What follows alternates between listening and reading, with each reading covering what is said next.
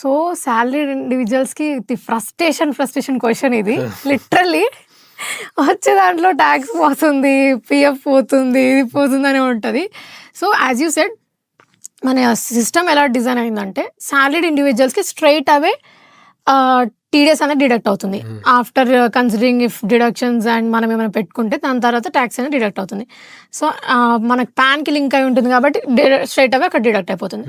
But when it comes to business class people, వాళ్ళకి expenses ఏమైతే ఉంటాయో అవన్నీ డిడక్ట్ చేసుకోవచ్చు. Like salaries, as you said, car loan. ఇప్పుడు ఆ బిజినెస్కి సంబంధించి మీరు ఒక బిజినెస్ పేరు పైన కార్ కొంటే దానిపైన ఇంట్రెస్ట్, ఆ పెట్రోల్, దానిపైన వచ్చే repairs and maintenance, driver salary, interest you can claim as a expense. So ఇవన్నీ వాళ్ళకు ఉంటాయి. But when it comes to salaried people it's not the case. So and more over ప్రతి business లో profit ఉంటుంది అని నేను చెప్పను.